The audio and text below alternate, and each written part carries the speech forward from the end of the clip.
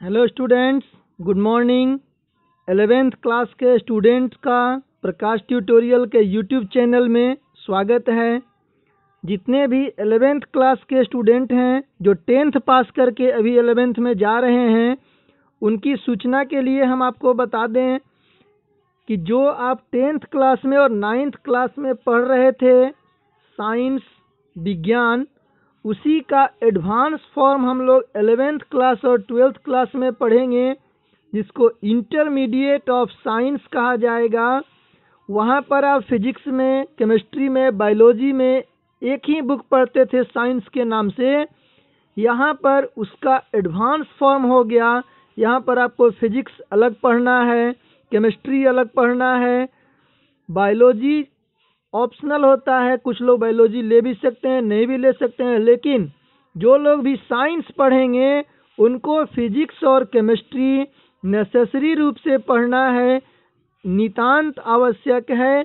उनको यह paper physics और केमिस्ट्री का लेना ही पड़ता है। तो बहुत ही इंटरेस्टिंग कॉन्सेप्ट है साइंस का। साइंस किसे कहते हैं, साइंस में हम लोग क्या स्टडी करेंगे, साइंस का ब्रांच हम आपको फिजिक्स और केमिस्ट्री पढ़ाएंगे। फिजिक्स में क्या क्या पढ़ना है, केमिस्ट्री में क्या क्या पढ़ना है, टोटली डिफरेंट चीज़ है। आपको हम आज फिजिक्स के इंट्रोडक्शन क्लास के बारे में बताते हैं। फिजिक्स में जो फिजिक्स का आपका सिलेबस है, इसमें 6 यूनिट पढ़ना रहता है। फिजिक्स का 6 ब्रांच है। इस फिजिक्स का 6 ब्रांच में देखिए आपको क्या क्या पढ़ना रहता है। आज इसका पहले इंट्रोडक्शन क्लास आपको हम देते हैं।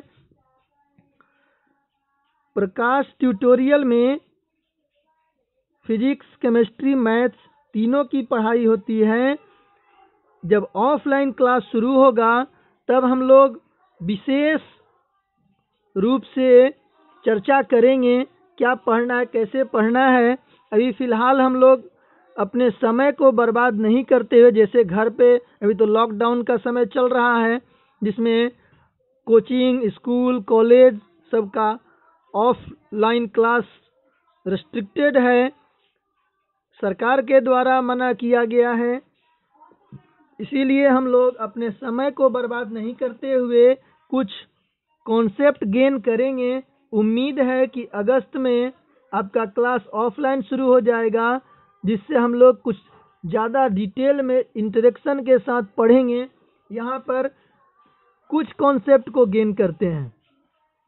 फिजिक्स का जो ब्रांच है, फिजिक्स का आपका मेनली 6 ब्रांच है। पहला ब्रांच का नाम है मैकेनिक्स। एकदम आपको हम बेसिक बात बता रहे हैं। आपको पूरे 11th 12th में क्या क्या पढ़ना है, इसका आइडिया आपको देते हैं। सबसे पहला ब्रांच है फिजिक्स का मैकेनिक्स। हिंदी में इसको कहते हैं यांत्रिकी। हिंदी में इसको कहेंगे यांत्रिकी। फिजिक्स का दूसरा ब्रांच है heat and thermodynamics. Heat and thermodynamics. Physics जो है यह नेचर के बारे में, प्रकृति के बारे में और प्रकृति के नियमों के बारे में स्टडी करने का विज्ञान है। फिजिक्स विज्ञान की वह शाखा है जिसमें हम लोग प्रकृति तथा प्रकृति के नियमों का अध्ययन करते हैं। तो हमें मेरे आसपास, हम लोगों के आसपास जितनी भी घटनाएं घटती हैं, उस सब घटनाएं क्यों घटती है, उसके पीछे क्या लॉजिक है, उसके क्या सिद्धांत हैं, उसके क्या नियम है, किस नियम के अनुसार ये घटनाएं घट रही है, उसी का स्टडी हम लोग करेंगे फिजिक्स में। यह जो प्रकृति में घटने वाली घटनाएं हैं, इसको हम लोग नहीं बता सकते हैं, इसको हम लोग बदल नहीं सकते हैं। केवल उसका स्टडी करते हैं कि यह घटनाएं क्यों घट रही है, इस घटनाओं के पीछे क्या रीजन है, इसी के स्टडी को हम लोग कहेंगे फिजिक्स। तो यांत्रिकी हो गया, जैसे हम लोग बहुत सारे व्हीकल्स को, गाड़ियों को रोड पे चलते हुए देखते हैं, उनमें गति है। क्यों गति है, कोई वस्तु क्यों स्थिर है तो उस पर क्या क्या उस बल कौन कौन सा लग रहा है, यानी जितनी भी भारी वस्तुएं हैं उनके अध्ययन को हम लोग क्या कहेंगे, यांत्रिकी। कौन से नियम के अंतर्गत यह सब घटनाएं घट रही है, वर्षा की बूंदें ऊपर से गिर रही है तो गोल क्यों हो जा रही है, वर्षा क्यों हो रही है, नहीं तो इस सब का स्टडी हम लोग करेंगे यांत्रिकी में। दूसरा इसका पार्ट है हीट एंड थर्मोडायनेमिक्स, ऊष्मा एवं ऊष्मागतिकी, ऊष्मा एवं ऊष्मागतिकी या ताप एवं ऊष्मागतिकी। ऊष्मा आप लोग देखे हैं, हीट से रिलेटेड बहुत सारा चीज आप फील किए हैं, थर्मामीटर देखे हैं, थर्मामीटर से हम लोग क्या करते हैं, बॉडी का टेम्परेचर मेजर करते हैं। वह किस सिद्धांत पर कार्य करता है, हीट इंजन आप लोग सुने हैं, अब तो नहीं चलता है, भाप इंजन, वेपर इंजन भी आप सुने होंगे, ट्रेन पहले वेपर से चलता था, तो ये सब क्यों चलता है, कैसे चलता है, इसका स्टडी हम लोग करेंगे हीट एंड थर्मोडायनेमिक्स चैप्टर में। उसके बाद फिजिक्स का ब्रांच है sound and waves, sound and waves, ध्वनि एवं तरंगें। हम लोग जो बात बोल रहे हैं यह हम लोगों तक कैसे पहुंच पा रही है, इसमें क्या क्या कंडीशन है, कैसे तरंग एक जगह से दूसरे जगह जाती है, उन तरंगों में क्या होता है, तरंग कितने प्रकार के होते हैं, जैसे सूर्य से जो तरंगें निकलती है पृथ्वी तक कैसे पहुंचती है, इस सब का स्टडी हम लोग करेंगे साउंड एंड वेव्स में, साउंड एंड वेव्स। और यह जो तीनों पार्ट है, यह तीनों पार्ट आपको पढ़ना है 11th क्लास में। फिजिक्स का यह 3 पार्ट आपको पढ़ना है 11th में, इसको नोट कर लीजिए। मैकेनिक्स, अब देखो ये तो एक पार्ट हो गया जिसमें बहुत सारा चैप्टर है, 15-16 चैप्टर आपको पढ़ना है मैकेनिक्स में। तो मैकेनिक्स बहुत ही लार्ज पैमाने पर हम लोगों को 11th क्लास में पढ़ना है।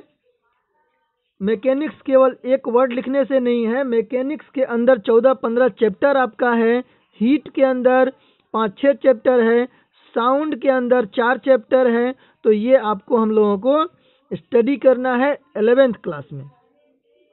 जो इसका चौथा ब्रांच है इलेक्ट्रिसिटी एंड मैग्नेटिज्म,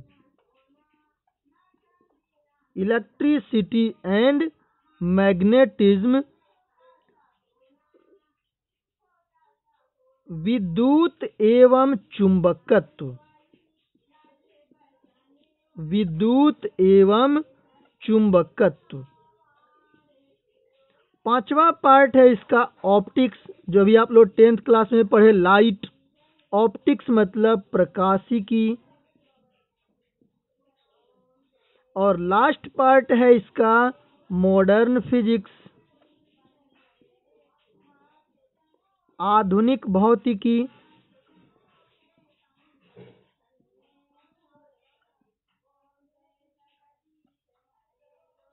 ये 3 पार्ट हमको पढ़ना है 12th क्लास में। तो सबसे पहले आप लोग फिजिक्स का ब्रांच लिख लेंगे। वैसे हम आपको फिजिक्स जब पढ़ाएंगे तो उसमें फिजिक्स का डेफिनेशन बताएंगे, और ये फिर से एक बार बताएंगे। ये 3 पार्ट आपको पढ़ना है 11th में, स्क्रीनशॉट इसका ले लीजिए, लिखिए।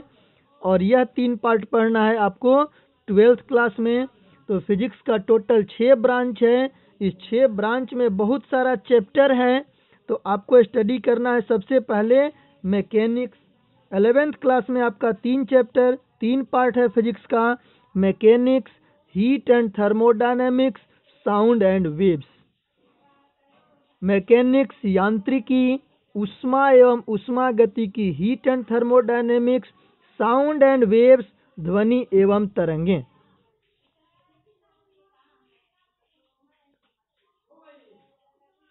अब देखिए,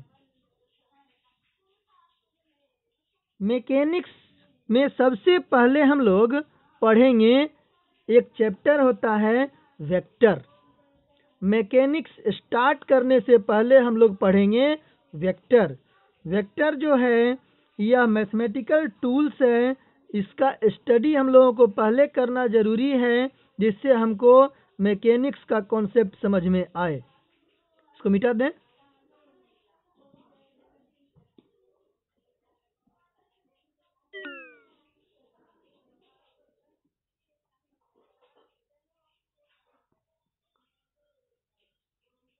तो सबसे पहले हम लोग पढ़ेंगे वेक्टर। हेडिंग दे देते हैं इसका, वेक्टर। हिंदी में इसको कहते हैं सदिश।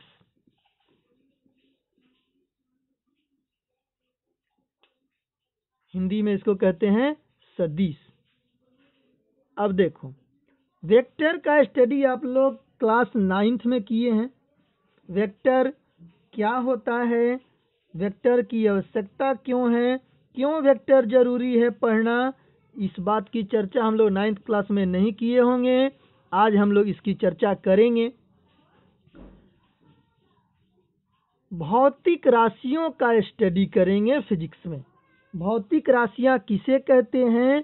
जिन राशियों को मापा जा सके वे राशियां भौतिक राशियां कहलाती हैं। लिखें, फिजिकल क्वांटिटीज।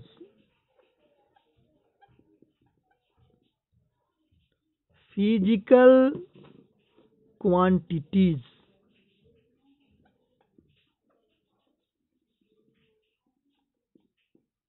भौतिक राशियां।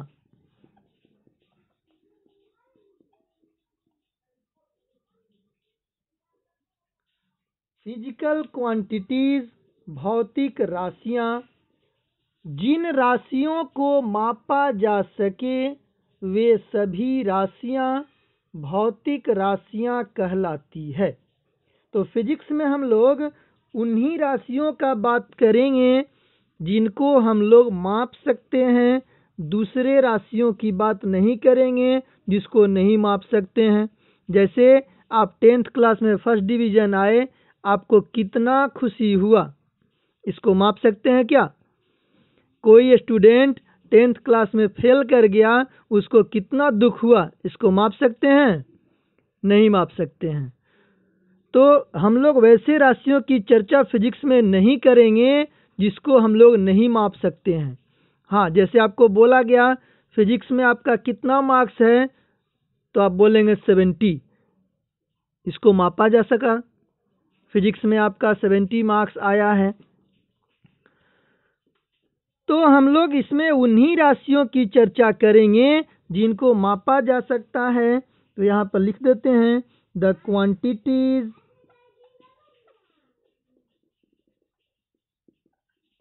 which can be measured are called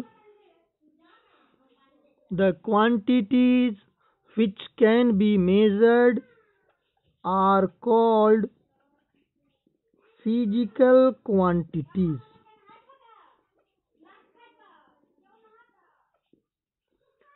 जिन राशियों को मापा जा सके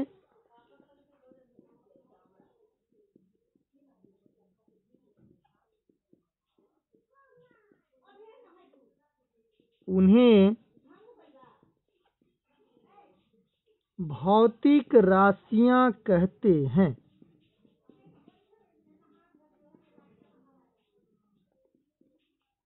देखो, फिजिक्स में पहला चैप्टर है unit and dimension. Unit and dimension उस चैप्टर को हम लोग पढ़ेंगे वेक्टर चैप्टर पढ़ने के बाद, क्योंकि वेक्टर को हम चैप्टर 0 मानते हैं। हम लोग फिजिक्स का स्टडी यहीं से शुरू करते हैं 11th क्लास के लिए, क्योंकि हम लोग पहली बार विज्ञान नहीं पढ़ रहे हैं। हम लोग कुछ 9, 10, 8, 6, 7 क्लास में विज्ञान पढ़ करके आए हुए हैं।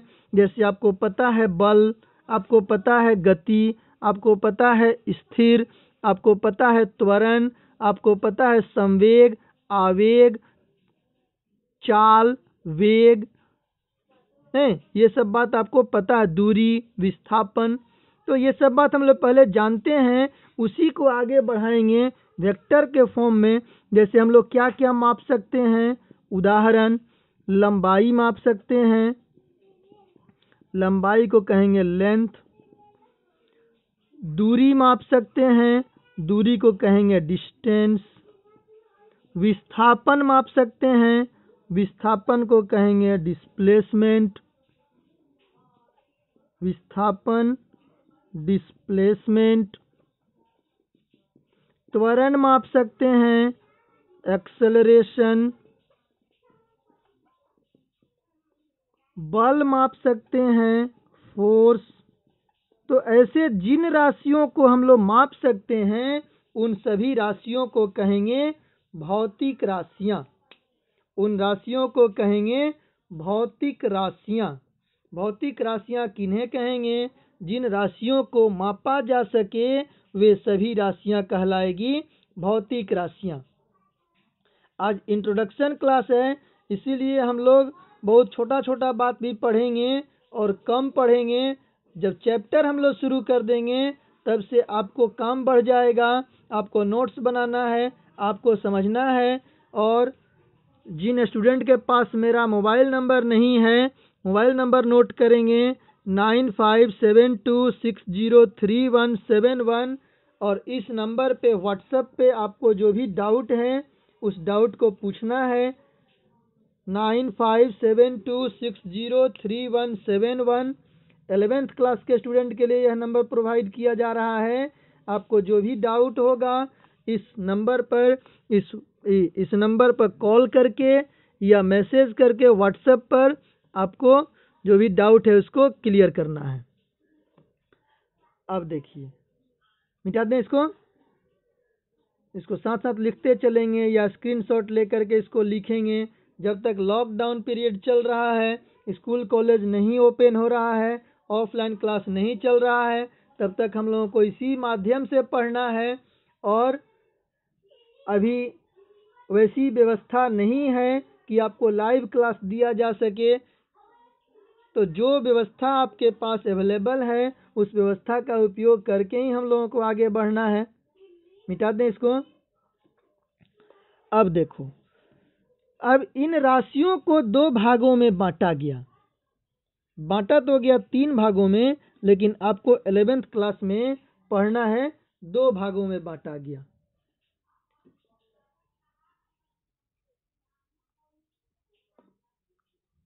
फिजिकल क्वांटिटीज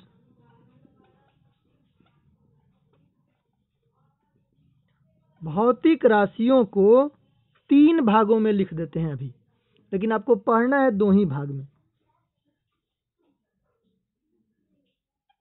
एक हो गया स्केलर। स्केलर मतलब अदिश। बात को समझना है, ज्यादा लिखने से ज्यादा फायदा नहीं है, आपको समझना है। दूसरा राशि है वेक्टर, सदिश। और तीसरा राशि है टेंसर। तीसरा राशि है टेंसर। समझदार लोगों के लिए यह बात बता रहे हैं, नहीं तो राशियां 2 प्रकार की होती है, स्केलर और वेक्टर। जिनके पास थोड़ा सा दिमाग है उनके लिए राशियां कितने प्रकार की है? 3 प्रकार की, scalar, vector, tensor. Scalar quantity किसको कहेंगे, पहले इसकी चर्चा कर लें। तो जिन राशियों को मापने के लिए केवल परिमाण की आवश्यकता हो, दिशा की आवश्यकता नहीं हो। जैसे आपको बोला जाए 5 किलोमीटर चलिए, तो आप 5 किलोमीटर किधर भी जा सकते हैं। तो 5 किलोमीटर क्या हो गया? स्केलर। 5 किलोमीटर क्या हो गया? स्केलर। लेकिन अगर आपको बोला जाए कि 5 किलोमीटर उत्तर दिशा में चलिए, तो दिशा निश्चित हो गया, आपको उधर ही जाना है। अगर केवल 5 किलोमीटर आपको बोला गया तो आप 5 किलोमीटर जहाँ से हैं वहाँ से किधर भी जा सकते हैं, दिशा नहीं है। तो 5 किलोमीटर हो गया क्या? स्केलर। और जिन राशियों को मापने के लिए परिमाण और दिशा दोनों चाहिए, जिन राशियों को मापने के लिए परिमाण और दिशा दोनों चाहिए और वे राशियां सदिश बीजगणित के नियमों का पालन करना चाहिए। 3 कंडीशन, परिमाण भी चाहिए, दिशा भी चाहिए और सदिश बीजगणित के नियमों का पालन करना चाहिए। आपके लिए नया टर्म आ गया, सदिश बीजगणित के नियम। तो इस चैप्टर में हम लोगों को सदिश बीजगणित के नियम ही पढ़ना है, इसीलिए चैप्टर का नाम है वेक्टर। क्योंकि स्केलर तो आपको आता है 5 किलोमीटर प्लस 10 किलोमीटर जोड़िएगा 15 किलोमीटर, लेकिन वेक्टर में जरूरी नहीं है कि 5 किलोमीटर और 10 किलोमीटर जोड़िएगा तो 15 किलोमीटर भी होगा। 5 किलोमीटर भी हो सकता है, 15 किलोमीटर भी हो सकता है, 10 किलोमीटर भी हो सकता है, 12 किलोमीटर भी हो सकता है, कुछ भी हो सकता है। तो वेक्टर का जोड़ घटाव हम लोगों को इस चैप्टर में सीखना है। सिंपल अलजेब्रा जो हम लोग अभी तक पढ़े थे, जोड़ घटाव गुना भाग, इस अलजेब्रा से डिफरेंट है वेक्टर अलजेब्रा। तो जिन राशियों के पास परिमाण हो, दिशा हो तथा सदिश बीजगणित के नियमों का पालन करें, वे राशियां कहलाती है वेक्टर। जिनके पास केवल परिमाण हो, दिशा नहीं हो, वे कहलाएगी स्केलर। दिमाग में बात को सेट करिए। जिन राशियों के पास केवल परिमाण हो, दिशा नहीं हो, वे राशियां कहलाती है स्केलर। जिन राशियों के पास परिमाण के साथ साथ दिशा भी हो तथा वे राशियां सदिश बीजगणित के नियमों का पालन करें, वे राशियां कहलाती है वेक्टर। तीसरा क्वांटिटी सबसे इम्पोर्टेंट, जो आपको पढ़ना नहीं है, केवल समझना है, सीखना है। जिन राशियों के पास परिमाण भी हो, दिशा भी हो, लेकिन सदिश बीजगणित के नियमों का पालन नहीं करती हो, वे राशियां कहलाती है टेंसर। परिमाण भी हो, दिशा भी हो, लेकिन सदिश बीजगणित के नियमों का पालन नहीं करती हो, वे राशियां कहलाती है tensor. The quantity which has only magnitude, not having direction and follow general algebra rules are called scalar. The quantities which has both magnitude and direction and also follows vector algebra rules are called vector quantity. The quantity which is neither scalar nor vector, जो ना तो scalar है completely और ना ही vector है, that quantities are called tensor quantities। और आपके 11th class के सिलेबस में tensor quantity is also considered as scalar quantities. Tensor quantity को स्केलर क्वांटिटी के रूप में ही माना जाता है। अगर जैसे आपको उदाहरण दे देते हैं, विद्युत धारा। विद्युत धारा के पास परिमाण भी होता है, दिशा भी होता है, लेकिन वेक्टर अलजेब्रा के रूल्स को फॉलो नहीं करता है, इसीलिए इसको रखा गया है टेंसर क्वांटिटी में। अगर आपको ऑप्शन दिया जाए कि विद्युत धारा कौन सी राशि है, स्केलर, वेक्टर, टेंसर, तो इसमें आपको बताना है टेंसर। अगर आपको दो ही ऑप्शन दिया गया कि विद्युत धारा स्केलर है कि वेक्टर है, तो निश्चित रूप से आपको लिखना है स्केलर है, क्योंकि जो भी राशियां सदिश बीजगणित के नियमों का पालन नहीं करेगी वह स्केलर में आएगी। वैसी राशियां जो सदिश बीजगणित के नियमों का पालन करे वे राशियां कहलाएगी वेक्टर। तो अगले क्लास में, अगले लेक्चर में, आज तो ये इंट्रोडक्शन क्लास था, अगले क्लास में हम लोग इस vector quantities, scalar quantities, tensor quantities का डेफिनेशन लिखेंगे और चैप्टर को आगे शुरू करेंगे। चैप्टर मैथमेटिकल चैप्टर है, आपको इसमें बहुत सारा प्रॉब्लम प्रैक्टिस करने की आवश्यकता है, बहुत सारा प्रॉब्लम आपसे करवाया जाएगा। धीरे धीरे अगर पर डे का क्लास आप लिखेंगे, समझेंगे, सुनेंगे तो आपके पास फिजिक्स में बहुत ही इंटरेस्ट आएगा और किसी तरह का टेंशन नहीं होगा। अगर बीच का कोई भी क्लास छूटेगा तो आपको अगले क्लास में टेंशन होगा, क्योंकि फिजिक्स का जितना भी चैप्टर है सब एक दूसरे से रिलेटेड है। अगर एक दिन का भी क्लास आपका मिस होता है तो अगले क्लास में आपको थोड़ा बहुत दिक्कत होगी। इसीलिए क्लास को आप रेगुलर करिए और 11th क्लास में जितने भी आपके फ्रेंड हैं जो 10th पास करके 11th में जा रहे हैं उन सबको बोलिए चैनल को सब्सक्राइब करेंगे। उनको पर डे इस चैनल पर फिजिक्स और केमिस्ट्री का लेक्चर मिलते रहेगा। जब तक ऑफलाइन क्लास नहीं शुरू होता है आप इसी माध्यम से पढ़ेंगे और हमको उम्मीद है कि आप अच्छा करेंगे। Thank you.